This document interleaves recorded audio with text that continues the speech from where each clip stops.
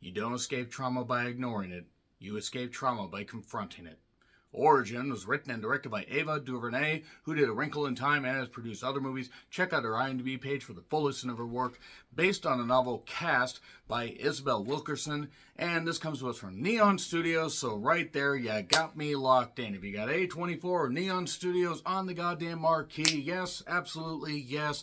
More movies from them. More, goddammit, more, because they usually, mostly, always, perhaps, knock it out of the goddamn park. So Origin has gotten a lot of attention from film festivals and critics and people that were able to see early screenings and able to see what Ava DuVernay was able to bring, you know, as far as the source material of Isabella Wilkerson's novel that received a lot of acclaim. A lot of acclaim. I've actually been meaning to get around to reading it. Unfortunately, my attention span really sucks, so I have a problem reading stuff.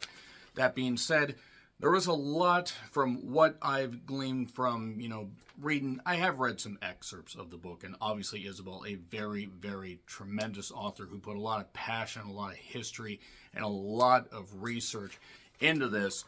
And this movie does the best job in, congealing all this stuff together and presenting the best timeline possible of telling how Isabel Wilkerson went through a lot of stuff of her own and had to, look back at what people in the past went through.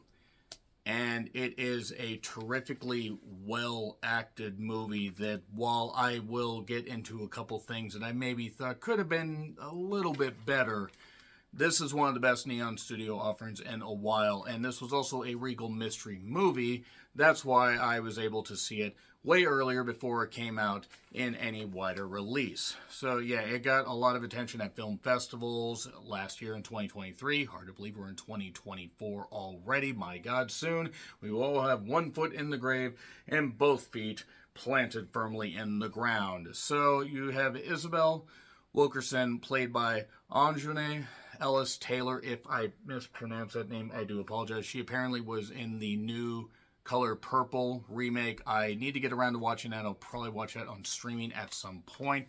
I watched 276 movies last year, guys, and that was just released last year, not including the retro stuff, so I kind of ran out of steam.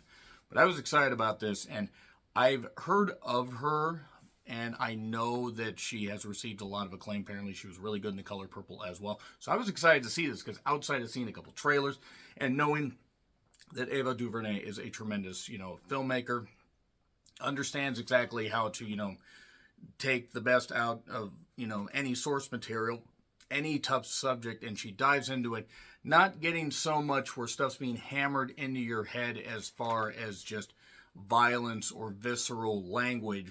It's more about what you see happening in front of you and just, how you see people react, or rather don't react, turn the other cheek, just ignore the obvious that's happening in front of them. So Caste basically is about, the idea that people are broken down into certain levels. There are certain people that are up here, and it can happen in any society, it can happen in any country. It's not just racism. Yes, there's obviously racism and, segregation, that kind of stuff.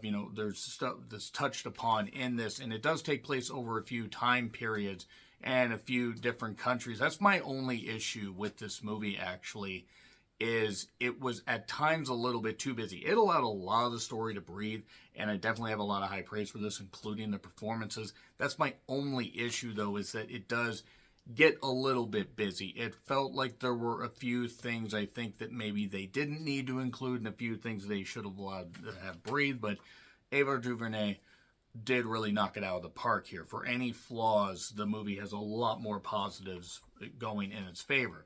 Brett Hamilton is Isabel's husband. He's played by John Berthal, who was in Fury and King Richard. I've seen him in other stuff as well. I know he's a very good actor. You also have Niecy Nash, who is terrific playing comedy or drama, and she really does offer a great supporting role here as the cousin of Isabel.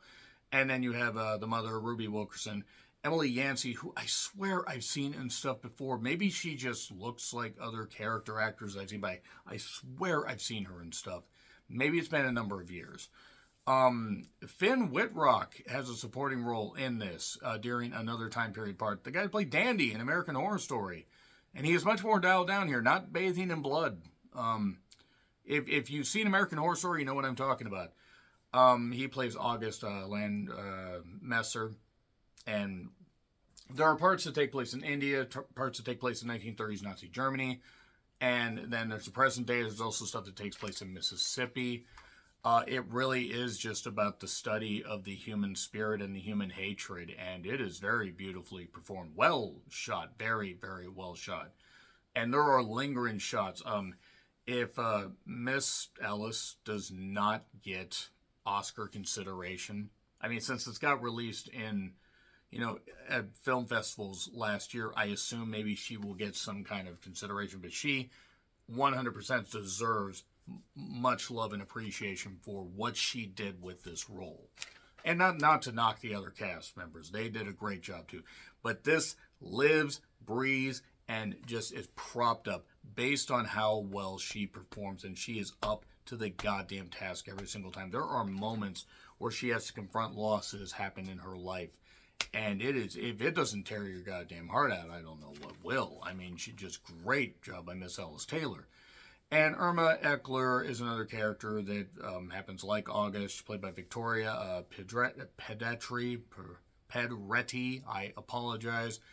Haven't slept in a while. Jasmine Cephas Jones, who is incredibly beautiful. She has a nice supporting role in the Mississippi part. And then there's Vera Farmiga's in this. Connie Nielsen, who is almost 60 and looks fucking incredible. You have Miles Frost. You have Stephanie March, who you may recognize as one of the, I believe, the blonde ADA in, I believe, is Law & Order SVU. Nick Offerman is in this as well. Audra McDonald is very good in a supporting role as well. I mean, really great stuff. Blair Underwood, who's a tremendous actor. Great cast here. So really, I'm going to have to get into spoilers to really tell anything else about this. But it's a different type of film, I'll say that. It's more about her experiences as far as building this book and getting back in the inspiration of writing after she feels that she's neglected some people in her family and uncertain things happening.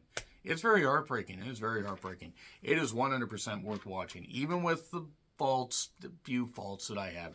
And those are minor quibbles. I 100% recommend this movie, even with the faults. So I am going to get into spoilers, but when it comes to a theater near you, please check it out. And if you get a chance, check out the Regal Mystery Movie, the AMC Lowe's secret screening, special screen, whatever the hell it is. You never know what you're going to end up finding. This is the second one I've seen so far this year. Founders Day was the first one. Check out my review of that. This is the second one. There's another one coming out in just 2 weeks. And I'm excited because I get to see these movies. I get to see how they are well before anybody in the big public does. Anyway, 3, 2, 1, and spoilers. So, basically, Miss Ellis Taylor, from the very beginning, there was rap, as her Lord and Savior Dr. Dre once said. She wrote a book. She's living with her husband Brett, and they're having a good time, and they're living their lives, but her mother ends up going into a home, so to speak, because she kind of can't take care of herself. And they aren't trying to be disrespectful. They want her to have the independence. She can't really take care of the house. The house is getting older. It needs a lot of repair. And that's a theme that kind of gets worked on. There's a house sometimes, you inherit this particular part of your life, and sometimes there's cracks in the foundations you have to repair. It's up to you to build and leave the world better than you found it. This movie got me a lot more than I expected. It did stick with it, and it gets better. The Nazi Germany stuff is really, really heartbreaking. I'd actually like to see a full-fledged movie about that, even though I know how it ends up, where you have a German guy that is in the Nazi party that falls in love with a Jewish girl. Tale as old as time, and oh boy, yeah, that part's rough. The Mississippi part's also rough. Where you have an African-American couple and you have a white couple that are friends, but they can't be like their friends. They have to, do all this. They have to, intermingle, but, they observe, how this place in, I believe, Natchez County, Mississippi, very, very, very, in the sticks, might as well be what we say. I mean, really, really hickish area. And I'm not knocking anybody that sounds a little bit hillbilly or whatever, but it's just, this is the definition of stereotype as far as sticks go.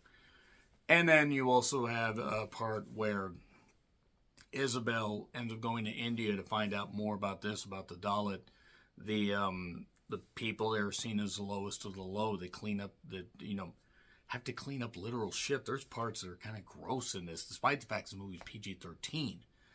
And there are some heartbreaking moments. Isabel, when she has to basically, when she's talking to her, I believe it's Audra McDonald, if I remember right, a friend of hers, and her husband, that Brett, just after an argument that happens with her, with her husband, she's taking a bath, she's reading a book, Deep South, which is another book I've been meaning to check out, and just suddenly comes out, and he passed away. I don't know if he had an aneurysm, just sudden heart issue, whatever. He just dropped over. So that was heartbreaking for her. And she lost her mother a year later, or within a year. Her mother had dementia. Her mother was old. And I'm not excusing it, but, or blowing off whatever it is, what it is. But, that's what happened. And she goes through all this heartache and goes through all this studying and even goes to Germany to study up about this stuff and talks to German people, and they talk about, or Jewish people, German Jewish people, talk all these people. And he gets talked about the eradication of Jewish people and the segregation, slavery that black people went through for so many decades and decades and decades. Multiple generations. And there's no quantifying it. All atrocities like that, just, dehumanizing people just based on their skin color or their religious beliefs is just terrible. Dehumanize somebody based on the fact maybe if they're an inhuman, evil son of a bitch, maybe, ostracize them there. But, yeah, that kind of stuff. It gets heavy. Yes, you could argue that, some people might see this as hitting you over the head with some of this stuff. I don't see it that way. I see this actually as a very well-told story, even with the faults that I found. And once again, Ajane Ellis Taylor, Miss Ellis Taylor, great. I'm very certain that I totally screwed up that name. I'm very sorry if I did. Ajanu, I actually think, is what it might be. But she did a great job here. A tremendous job. This was very well acted. This absolutely deserves the praise that it has gotten. And she, is forming this book and everything. All this stuff's going on. It's like if you had American fiction that was about books, but you made it serious. And American Fiction is something you should absolutely check out, by the way. Jeffrey Wright with a tremendous performance and great. Issa Rae. My God, who wouldn't love to just watch Issa Rae all day? Every day. That being said, Issa Rae nowhere near this movie, but there's a lot of terrific acting, a lot of great stuff, and you get to see even with just scenes with particular people, just even if they're only in one or two scenes, they make the most of it. And you find certain things about people where it's not just about a hat, it's not just about, a look on the face. Sometimes you gotta look deeper. And she talks about houses and foundations and just the tough stuff that people go through, and a lot of great there's a couple great internal monologues. There's a couple great things where, when she's talking to her best friend in that heartbreak that she felt, she just wants to scream. And then Niecy Nash, who's her cousin, Marion, they're at a cookout, all this big stuff and everything. And then, her her cousin ends up falling sick while she is in India, and she's confessing, just thanking her and everything. Watch over me, all this stuff. Always tell people that you love them, because you never know. You never know. And that's actually a message about this too. But yeah, Origin got me. And then she's able to sell the house. She's able to, have this thing, and writes the book. The book has been a bestseller. Really got popular during the most recent presidential election. Gee, I wonder why. But Origin is tremendous. It's something you need to experience. I probably did a really bad job spoiling it. I do apologize. This is great, though. This is great. A+. It gets an A+. It is well worth watching. I can see why some critics have some issues with it, and I could see other people having issues with it. But I totally agree with the praise while respecting the criticisms. And I have my own criticisms of it. But major positives, A+. So let me know your thoughts in the comments. Like, share, subscribe, Twitter handle in the description. I'm John Retlin. I'll see you soon.